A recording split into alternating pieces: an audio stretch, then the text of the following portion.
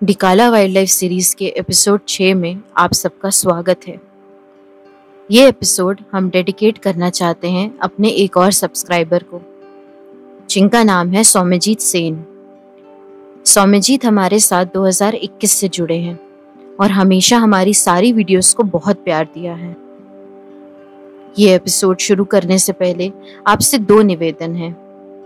पहला कि अगर आपने एपिसोड 1 से 5 नहीं देखे तो पहले वो देख लें, और दूसरा, अगर आप चैनल पे नए हैं तो प्लीज हमारे चैनल को सब्सक्राइब करें।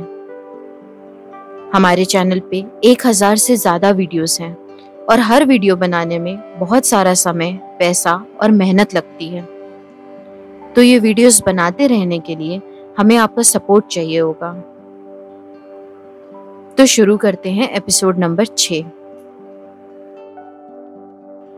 क्योंकि हमें सुबह की सफारी में यही बागिन दिखी थी, तो हम दोपहर को जल्दी से यहीं आ गए, इस उम्मीद में कि शायद उसका मूवमेंट आसपास ही हो। हमने एक बार चारों ओर नजर घुमाई और फिर पुल के उस तरफ बढ़ गए। जैसा आप देख सकते हैं, पानी का स्तर बहुत ही नीचा है। ये घुटनों तक भी नहीं आएगा, मुश्किल से 1 फीट गहरा। पर जब मॉनसून का सीजन आएगा तो पानी का लेवल बढ़ता रहेगा और फिर रामगंगा का पुल हटा दिया जाएगा। तो इस जंगल का जो पार एरिया है वो साल में बस कुछ ही महीनों के लिए खुला रहता है। क्या आपको हमारी गाइड का डेडिकेशन दिख रहा है? वो आराम से बैठ के बाग को ढूंढ सकते हैं, पर फिर भी वो खड़े होके चारों ओर नजर रखे हुए हैं, ताकि किसी तरह का कोई भी मूवमेंट हो तो वो तुरंत बाघ को देख सके। डिकाला में और भी अच्छे अच्छे गाइड हैं। और एक बार फिर हम आ गए पार एरिया की तरफ। बाघ का कहीं कोई निशान नहीं था। शायद हमारा जजमेंट गलत निकला, शायद बाघिन इस ओर आई ही नहीं। पर जंगल में कुछ भी कहा नहीं जा सकता, और ये जंगल तो इतना घना है कि अगर बाघ यहीं झाड़ियों में सो रहा होगा तो आपको दिखना नामुमकिन है।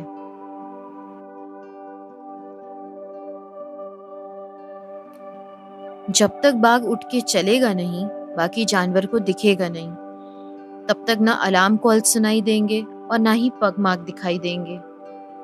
इसलिए बहुत जरूरी है कि जंगल में आप सुबह सुबह जल्दी आ जाएं और शाम की सफारी में सबसे आखिरी तक रहें, क्योंकि पूरे दिन बाघ बस सोता रहता है और पूरी रात चलता है।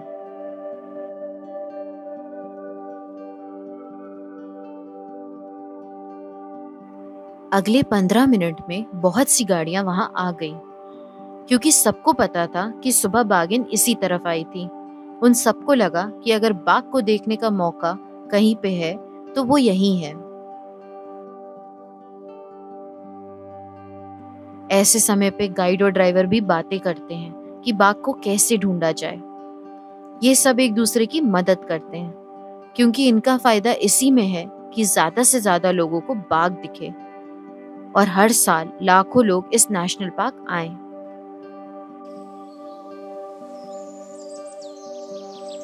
ऐसा लग रहा था कि गांव की पंचायत बैठी है।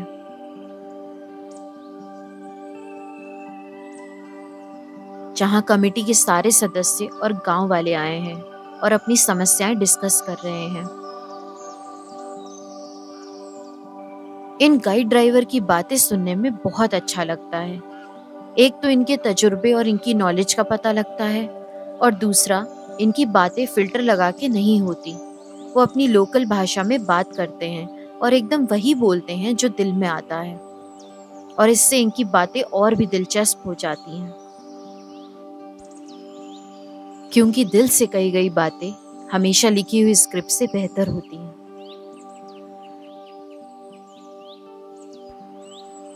काफी लोग हमसे ये पूछते हैं कि गाइड ड्राइवर को टिप देनी चाहिए या नहीं, और हमारा कहना ये है कि ये आपकी पर्सनल चॉइस है। कई बार गाइड और ड्राइवर जंगल घुमाने में इंटरेस्टेड नहीं होते और कई बार टूरिस्ट को ही जंगल की समझ नहीं होती। तो सबसे सही तरीका यही है कि शुरुआत में ही आप एक्सपेक्टेशन सेट कर लें कि आपको सफारी से क्या चाहिए। अगर आप सिर्फ जंगल घूमना चाहते हैं तो वो उन्हें बता दें, और अगर आप सिर्फ बाघ को ढूंढना चाहते हैं तो वो भी बता दें। और हाँ, अगर आपने पहले से ही एक्सपेक्टेशन बना ली और गाइड ड्राइवर भी पूरी मेहनत करें तो आपको उन्हें थोड़ी सी बख्शिश दे देनी चाहिए। इससे उनका मनोबल भी बढ़ता है और उनकी मदद भी होती है, क्योंकि जंगल में सिर्फ इनकी यही एक आमदनी है। खैर, जंगल की पंचायत खत्म हुई और हम आगे बढ़ गए।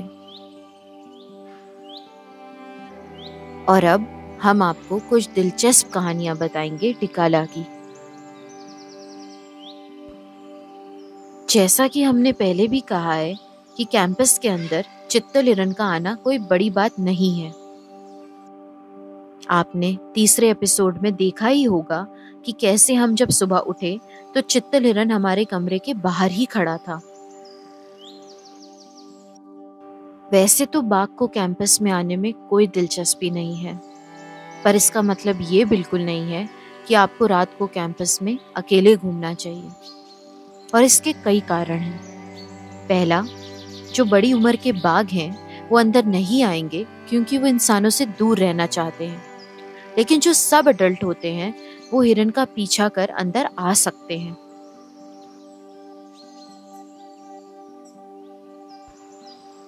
इसका एक उदाहरण अभी का ही है, जब ग्रासलैंड वाली नाम की बाघिन के 2 सब अडल्ट बच्चे कैंपस के एकदम आसपास रह रहे थे।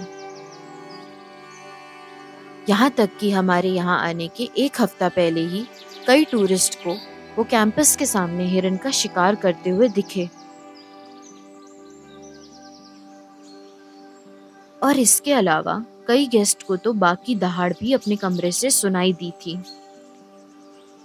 क्योंकि डिकाला में रात को गाड़ियों और शहर का शोर नहीं होता। आप सच में जंगल की आवाजें सुन सकते हैं। लोगों ने लगातार अलार्म कॉल्स और बाघ की दहाड़ भी सुनी है। हम ये सब आपको डराने के लिए नहीं बोल रहे हैं, बल्कि इसलिए बता रहे हैं कि जब आप ऐसी जगह जाएं तो यहाँ के खतरों के बारे में भी जान लें। जब तक आप जंगल के नियम नहीं तोड़ेंगे, आपको कुछ भी नहीं होगा। जैसे कि अपनी जीप से ना उतरें, समय से अपना डिनर कर रूम में चले जाएं और रात को देर से कैंपस में इधर उधर वॉक ना करें, क्योंकि बहादुरी और बेवकूफ़ी के बीच की सीमा कई बार दिखाई नहीं देती है। वैसे तो आज तक किसी भी टूरिस्ट को कोई हानि नहीं पहुंची है, और हम आशा करते हैं कि आगे भी ना पहुंचे। पर आप वो पहला किस्सा तो नहीं बनना चाहेंगे ना। टिकाला का एक बहुत मशहूर किस्सा है, जिसमें सालों पहले मदन मोहन पांडे नाम के एक व्यक्ति पे बाघ ने कैंपस के अंदर अटैक किया था। ये जंगल एकदम नेचुरल है और यहाँ के जानवर खतरनाक शिकारी। जैसा कि कहते हैं ना कि आप शेर की गुफा में जाके ये नहीं सोच सकते कि शेर आपको नहीं खाएगा, क्योंकि आपने शेर को नहीं खाया। तो इसलिए जंगल का मजा जरूर लें, लेकिन अपनी सुरक्षा का भी ध्यान रखें।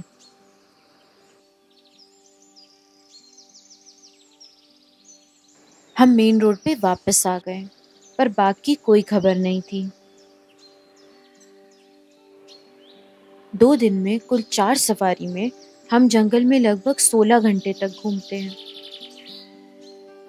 और इन 16 घंटों में 14-15 तक तो जंगल घूम के बाघ की खोज में ही निकल जाते हैं। इसलिए बहुत ज़रूरी है कि आपकी जीप में आपके साथ जो लोग हैं वो भी जंगल को उतना ही समझें जितना कि आप।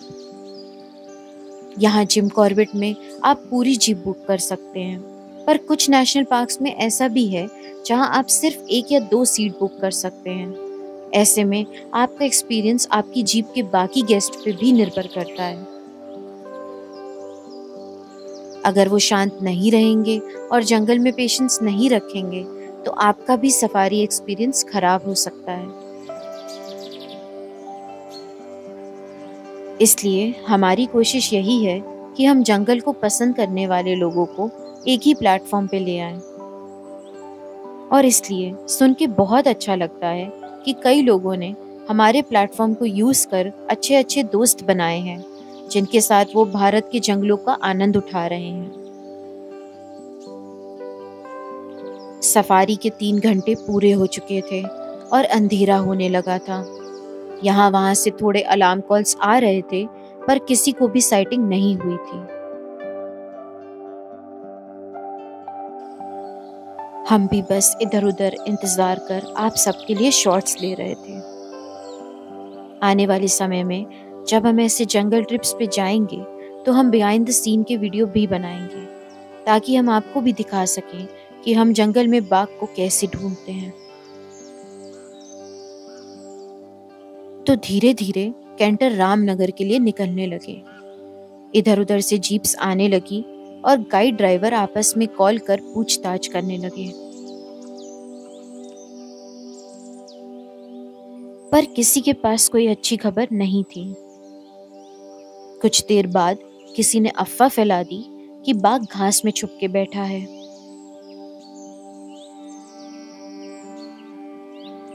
तो सारी गाड़ियां इस टार के पास आके खड़ी हो गई, पर हमें समझ आ गया था कि ये किसी का मजाक है और आसपास कोई बाघ नहीं है। एक भी गाड़ी को उस सफारी में बाघ नहीं दिखा था और हमारी आखिरी शाम की सफारी भी खत्म हो गई। अब बस हमारी एक और सफारी बची थी, कल सुबह की एक आखिरी सफारी। उसके बाद हम वापस रामनगर आ जाएंगे और अपने घर की ओर निकल जाएंगे।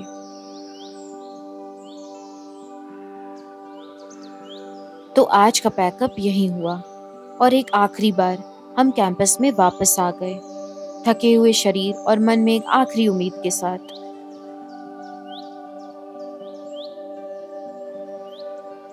पर अभी दिल छोटा ना करें, क्योंकि हमारी आखिरी सफारी सबसे धमाकेदार थी।